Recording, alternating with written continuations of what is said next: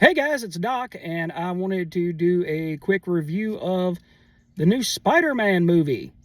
That movie was absolutely great. Um, Tom Holland is Spider-Man, in my opinion. No offense to Toby.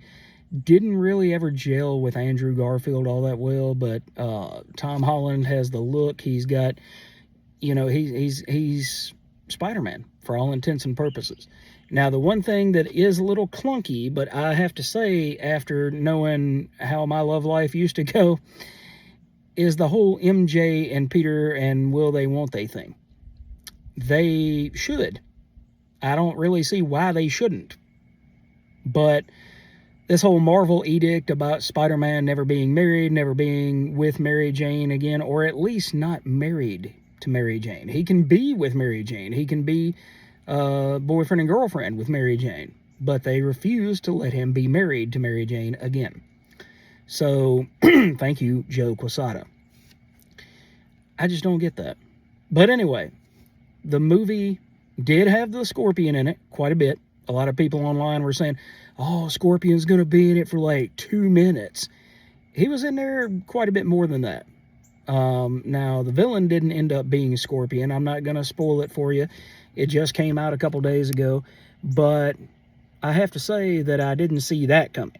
I didn't see who the big bad was that was hopping bodies and going from one person to another. And it was pretty freaky, pretty scary. Because if you don't know who the villain is, how do you know how to defeat them?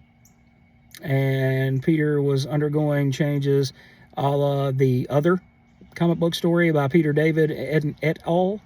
That they did back in the day. I think Reggie Hudlin was in on that. They had Mike Deodato Jr. as one of the artists. So you get to see him kind of, he doesn't metamorphosize like he did in Amazing Spider-Man 100 and end up with 6 arms. He didn't do that. But what he did is he was getting additional powers. He did eventually get organic web shooters, kind of like the Tobey Maguire Spider-Man. And there were just good, solid beats. It was a good, solid movie. Now, I have heard reviewers post online and say that it was as good as Endgame. It was,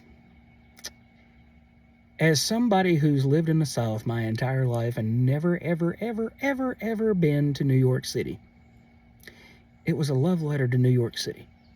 It was a love letter to the fact that Spider-Man is from New York City. And why I can get behind that and why I can thoroughly enjoy that is since Marvel is moving to Burbank and LA, soon Spider-Man, Marvel Comics will no longer be in New York City, either physically or probably in the books. But the time that Marvel and DC were both in New York City, that was just a magical time. All the way from the 60s, all the way forth, I'm not saying that the Golden Age wasn't that special, but the Golden Age was not that cohesive. So you did have Timely and you did have national publications / DC, but it wasn't quite the same. With the Superman has managed to survive all these years, but even Captain America got put on ice, literally. A lot of these heroes that came from the 40s and 50s just couldn't survive the seduction of the innocent Frederick Wortham thing. But anyway, I'm getting sidetracked here. It's a love letter to New York City, as much as Spider Noir is a love letter to the 1930s and the Depression and that type of era. You get to see Peter in his element. As much as I love living in Mississippi, Spider-Man would be useless in any of the, other than Jackson or one of the big towns in, big cities in Mississippi. And there aren't that many.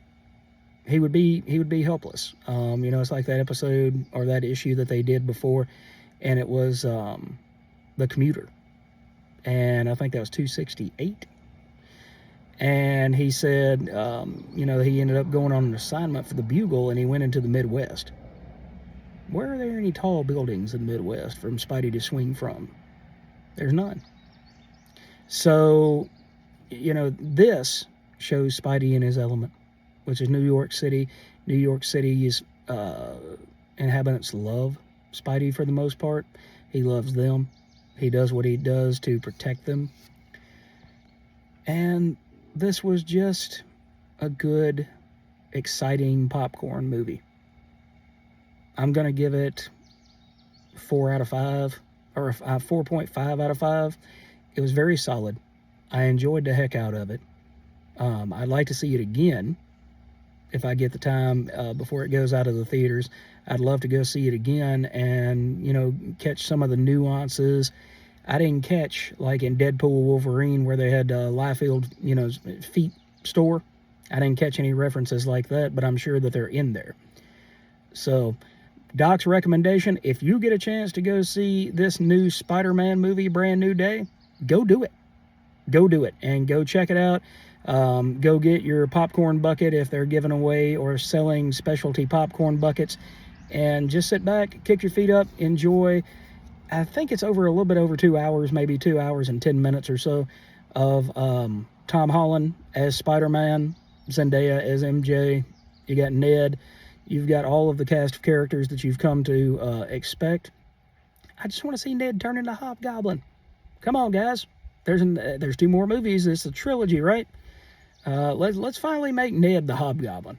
We need another really good villain for Spidey out of his own, you know, friends network, and creating a new rogue out of his rogues gallery. So, anyway, guys, I hope that you get to see this movie and check it out. And if you do, let me know down in the comments what you thought about it. Was it great? Was it not great? Did it return Tom Holland and Spider-Man in totality back to, you know, the heights that the last movie did? Or did it drop him down into the doldrums? I think it was great. Anyway, guys, thanks for joining me. Have a wonderful day, and I'll catch you next time.